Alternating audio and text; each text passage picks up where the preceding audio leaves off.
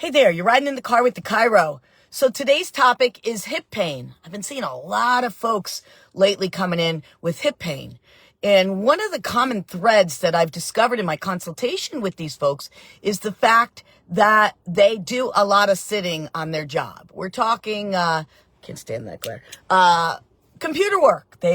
For a living, they're either on the phone or typically on their computer on a keyboard all day long. So they're sitting and the hips are stuck for hours on end. They're not hydrating enough, which would make you get up and have to use the restroom. So when you're sitting there for 3, 4, 6 hours straight before you move, your hips lock up. When your hips lock up and you're not sitting in a great supportive chair because you're leaning forward, your head's forward, that's flattening out the curve of your lower back. When it flattens out the curve of your lower back, it puts pressure on the cord and the nerves that exit the back portion of your spine.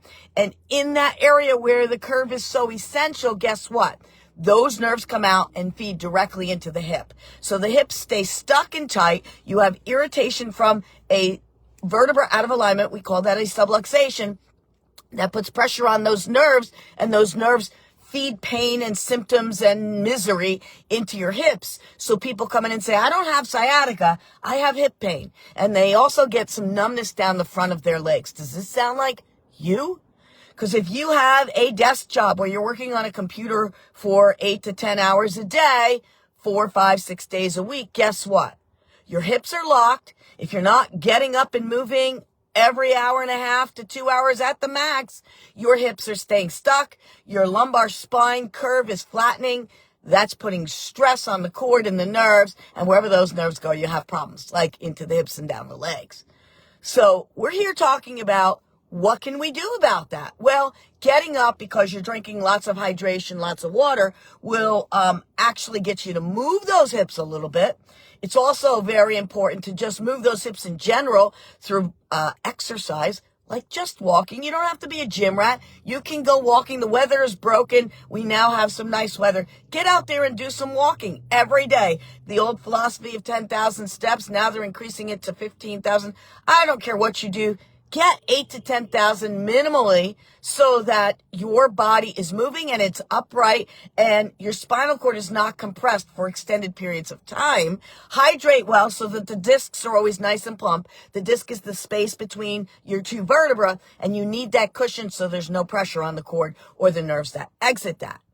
If you're having those issues, guess what? You need to see a chiropractor immediately so that a chiropractor can get an opportunity to solve it, correct it, and then maintain it so that you never, ever, ever have to worry about those problems again. So I'm Dr. Anita from Mylan Family Chiropractic Center. You're riding in the car with the Chiro right here in Bayville, New Jersey. We're talking about hip pain, and people are complaining regularly about this hip pain because of their occupation. Can't do anything about your occupation. That's what you do to make a living. Not an issue there. The issue is how you make it through your day in your occupation. Lack of movement, lack of hydration, not enough exercise overall, all of those things. And there's a machine at the gym, for those of you that go to the gym, that will help strengthen your hips so that they don't collapse upon themselves and create that tension. And it's the innie and outie machine. And you mostly see women on those machines, but every now and again you'll see a man on those machines. Gentlemen, you need to use those machines to strengthen your pelvis. Not only does your pelvis do this, it goes up and down. So while the guys are doing their squats and all of that stuff, guess what? You still have to do innie and outie. Innie and outie is the abductor and adductor leg muscles that must get worked, and those attach around the hip. So I'm Dr. Anita from Mylan Family Chiropractic Center right here in Bayville, New Jersey. You've been riding in the car with the Chiro. We're talking about hip pain, numbness going down into the front of the legs. And if you're not already in my practice and you live local, let's get you checked out to see how healthy or not your spine is so that you can live your life as healthy as is humanly possible for you and your family. You have a great day. I'll see you on the next ride.